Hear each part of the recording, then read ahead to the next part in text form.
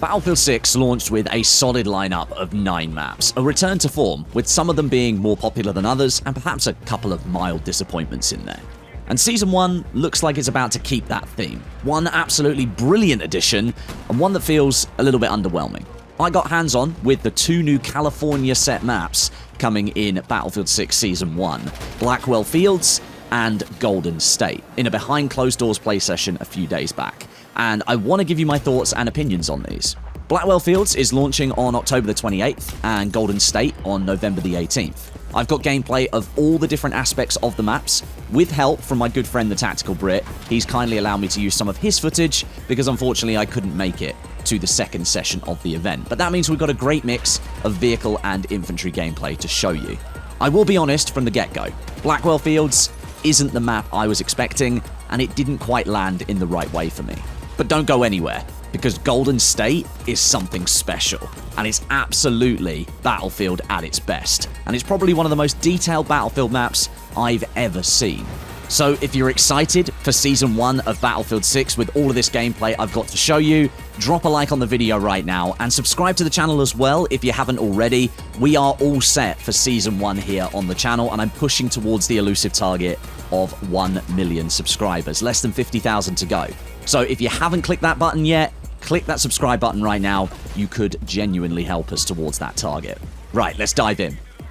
We'll start with Blackwell Fields, the first of the 2 new maps for Season 1 of Battlefield 6. This one launches on October the 28th. This map that we saw in the screenshot in the Season 1 blog post was the more intriguing one to me, based on the very limited amount of visual info that we had. I assumed we'd see this sprawling, vehicle-dominated map with various capture points set around lots of different POIs, themed around the extraction of oil in the Californian Badlands. And to be honest, that's sort of what we're getting, although the scale is just smaller. Keeping in theme for Battlefield 6, scaling down the overall size of maps and shortening the time to engagement from what we've previously seen in the Battlefield franchise, Blackwell Fields is set around a recently recommissioned American airbase. NATO forces have that airstrip incorporated into their HQ, with Pax Armata entering the battlefield from the other side, and in the middle, we've got this sort of nondescript, rural Californian setting that's bathed in this deep red glow of the setting sun. The color grading on this map is quite literally mad. If you thought Iberian Offensive went a bit too rogue with the cyan and grey tones, or Siege of Cairo spilling a tin of beige paint across your screen and then someone hastily trying to wipe it off, well, Blackwell Fields takes it up a notch even further.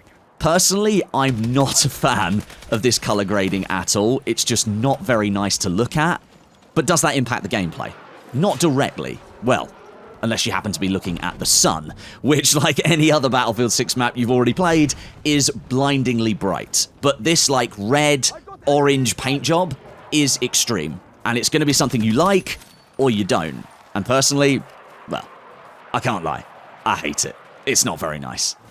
The map itself in Conquest features 6 different capture points spread across this airbase hillside area, where you've got infantry, ground vehicles, and air vehicles all mixing together into this classic Battlefield melting pot of combined arms warfare. The oil wells that scatter the lower, flatter parts of the map, they're contrasted with these larger, rolling hills towards the top end of the map. And in the playtest, I found it to be that the team that controlled the flags towards the hills tended to have the advantage because, of course, they've got height over the rest of the map. Sightlines for infantry open up down on the flatter areas on the hills. There were opportunities for snipers to take up positions in the hills, and they could survey the larger areas of the map as well. Some of the hills did have these patches of fire that were alight on them already, presumably the start of what would become wildfires. And I can't confirm this, but it kind of felt like maybe the fire was slowly burning its way through the grasses as the game progressed. I might have been completely imagining that. I did only get to play this map for about 45 minutes, but the fire is not just for show. It will hurt you when you run through it, and it provides a small element of visual cover for infantry who happen to be taking up a position right next to it.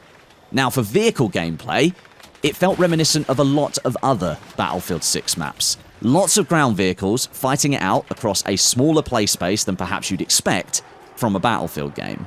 And I'd be willing to bet right now that the average life of a ground vehicle in Battlefield 6 is going to be one of the lowest ever in the franchise, with the faster pace of gameplay, the abundance of explosive options for infantry to tackle them, and the presence of not only helicopters in the sky on this map, but jets as well.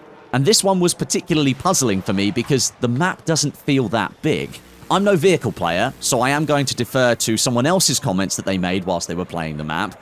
This map just doesn't feel like jets fit into it. It's a bit too small, and the no-fly zone is once again set too close to the bounds of the map, leaving you with very little space to adjust and create different strafe options. Another opinion that was shared in the Discord the event was hosted in was that the map once again feels a bit too flat for air vehicle gameplay. Helis and jets are going to struggle to break lines of sight because the map doesn't feature enough elevation or hills either within the play space or outside of it.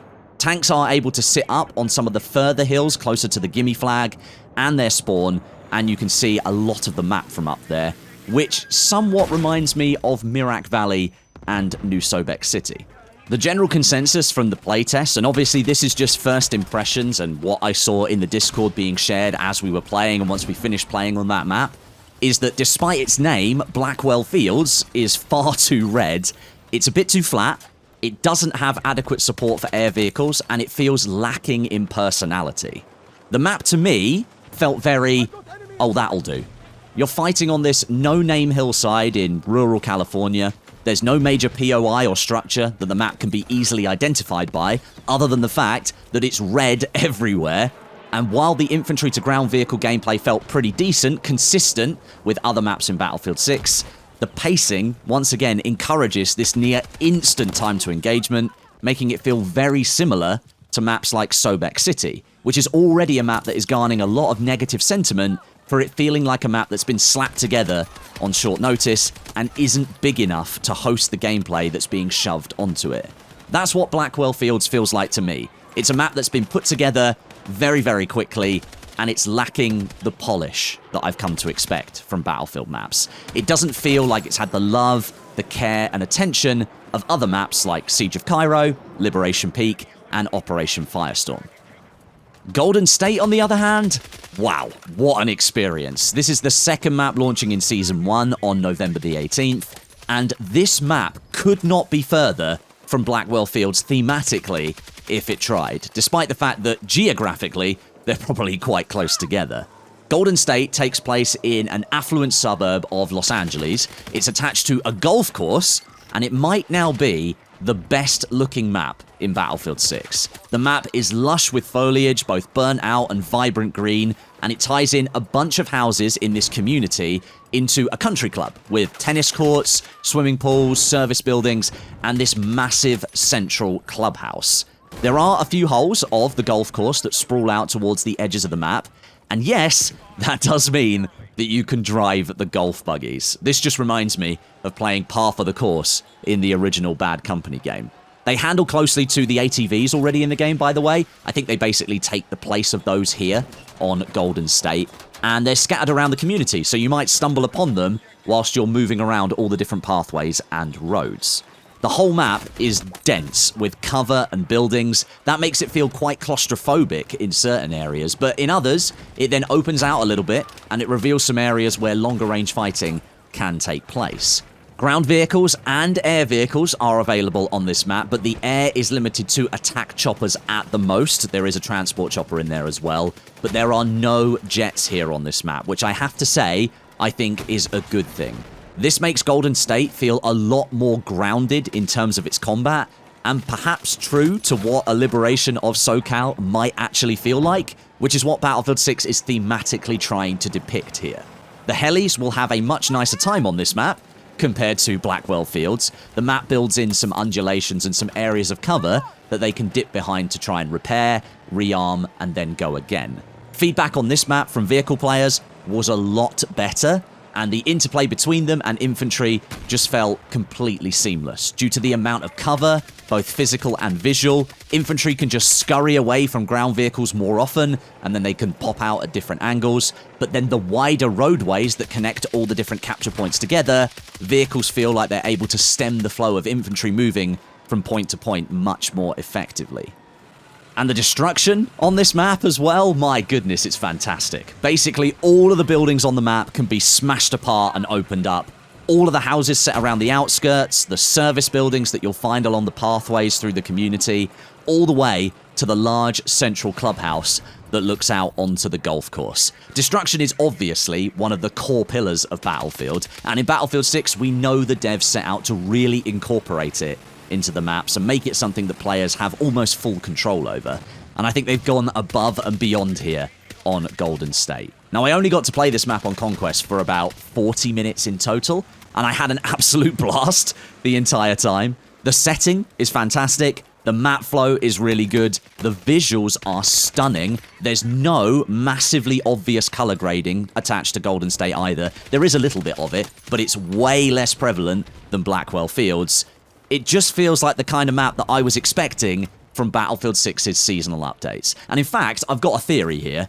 2 different teams, completely different teams, worked on the 2 maps. That's my theory. They're so different from one another. It certainly feels like Golden State has had a lot more artistic love and attention poured into it, similar to Siege of Cairo, than the likes of Blackwell Fields. And like I said earlier, Blackwell Fields feels quite rushed and unpolished to me. Golden State could not be further from that. This feels as polished as some of the launch maps for Battlefield 6, and maybe with the small amount of extra dev time that it's had, coming as a seasonal map versus a launch one, it's set to shine as one of the best available now in Battlefield 6. If there's not a Golden State 24/7 playlist on November 18th, when this map launches, I might just have to create a Portal experience myself and host it.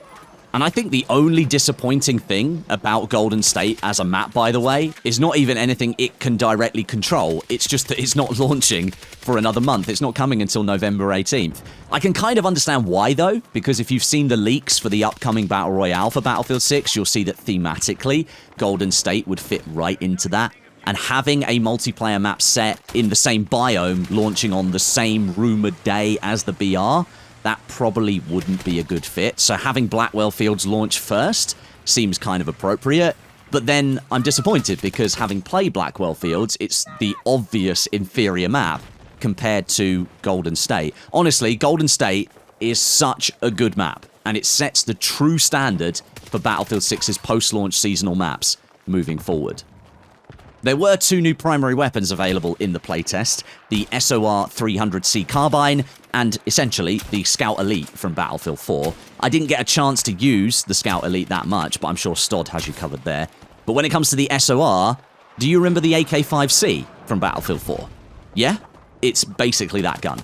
It's not the fastest firing carbine in the world, it's not the most mobile, but it hits hard in the mid-range. It's a very versatile weapon overall, and I think that's by design. The carbines in Battlefield 6 are basically the go-to jack-of-all-trades weapons right now, and the SOR is going to fit nicely into that bunch.